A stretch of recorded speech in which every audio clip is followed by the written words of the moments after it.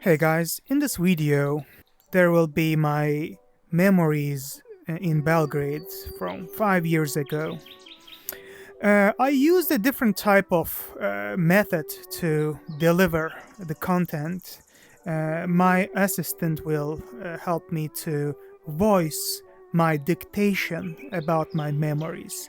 So I basically wrote them down as if I was writing a book or talking to a friend, and gave it to ChatGPT, and he just voiced it to me. And there will be also some visuals that I created by using Google AI, Gemini AI, that are visualizing the things mentioned in the text. In the end of the video, I put some real photos that I captured from the city.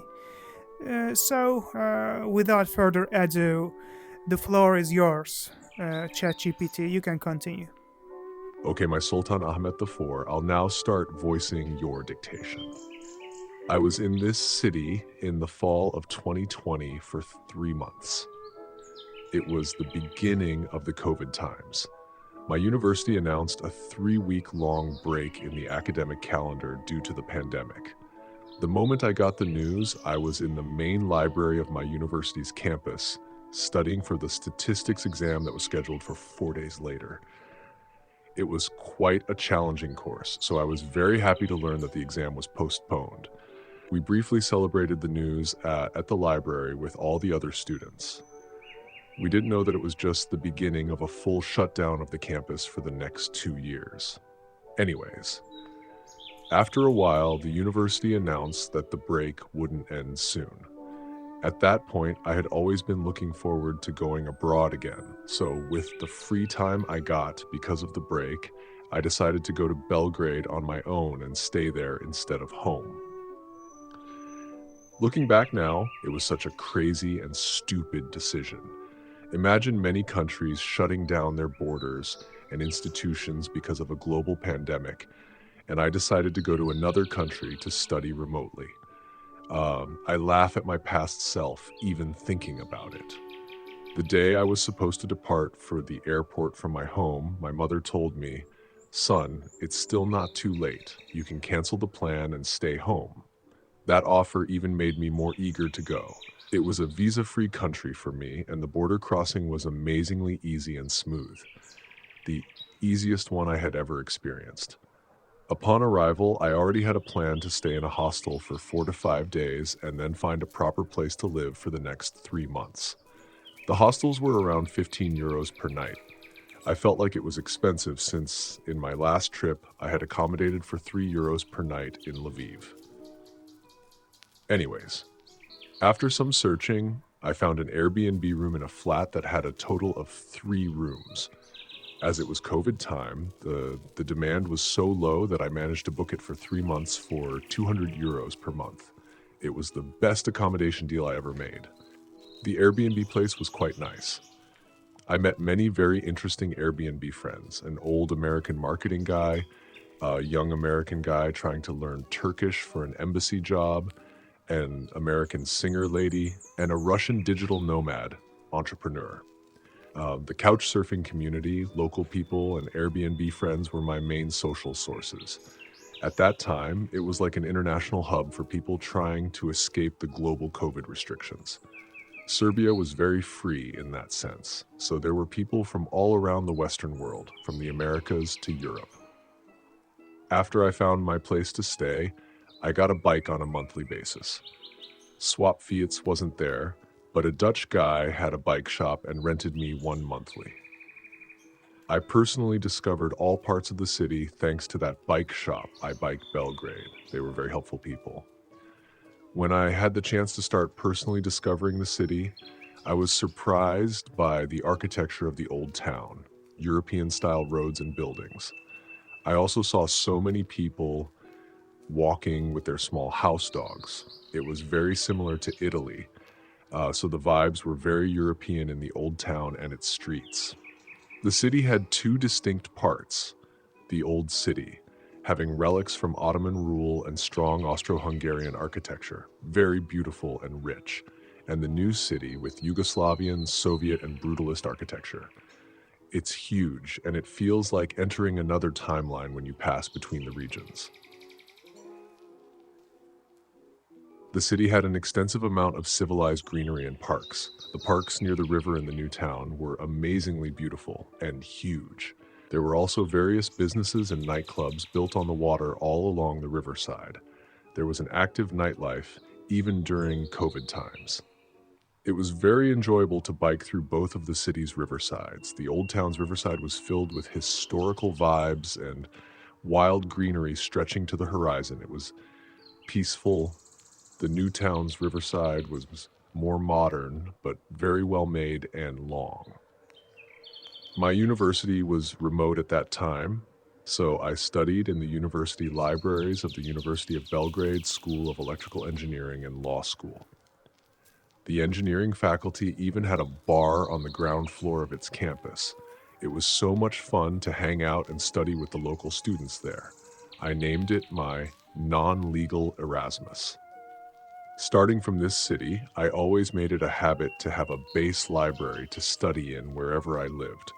It gives you a sense of belonging. I explored so much of the city that I feel like if I ever left Istanbul, Belgrade would be my first choice to live in. It was economically doing well, modern, historical, warm in terms of human relationships, and culturally quite similar to mine.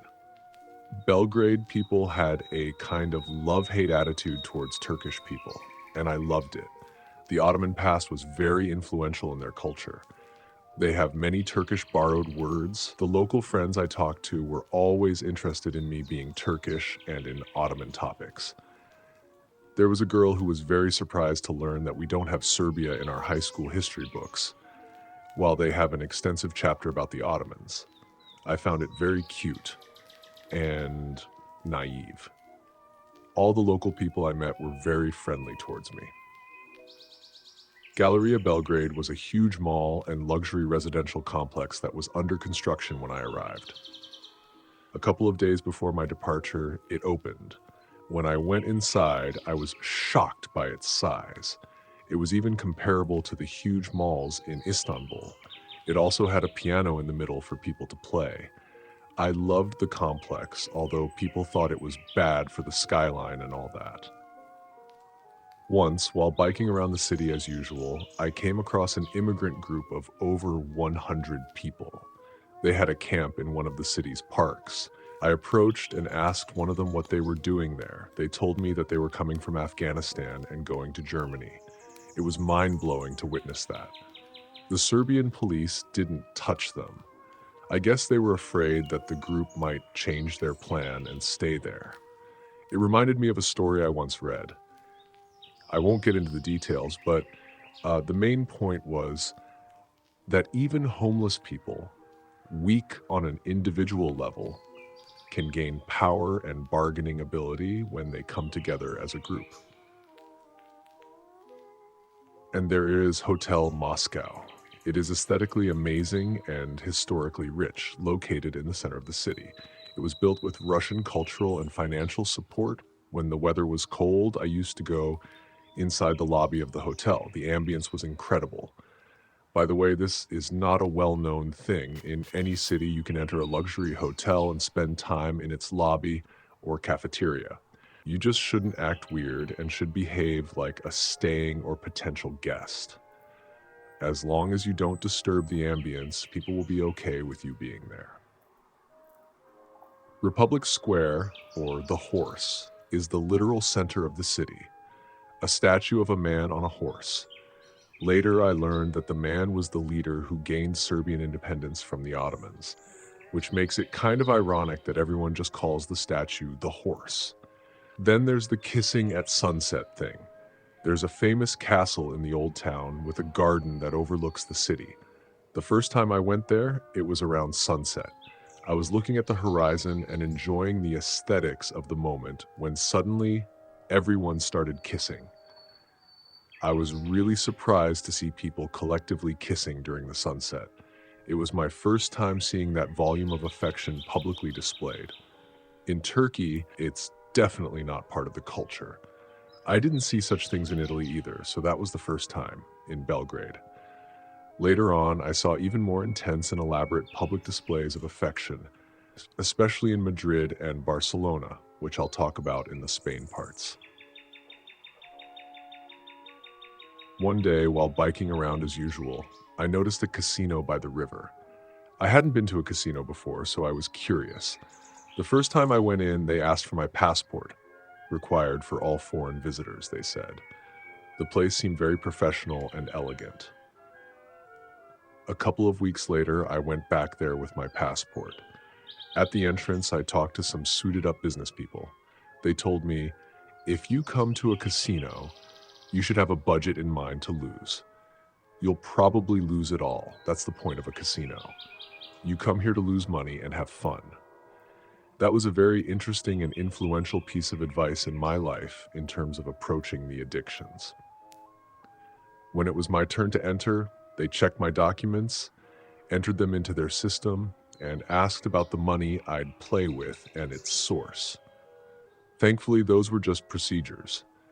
I told them that I didn't plan to play, just wanted to see around and maybe another time, and they let me in. They also gave me a card to get my first drink for free. I got my first whiskey there. It was amazing.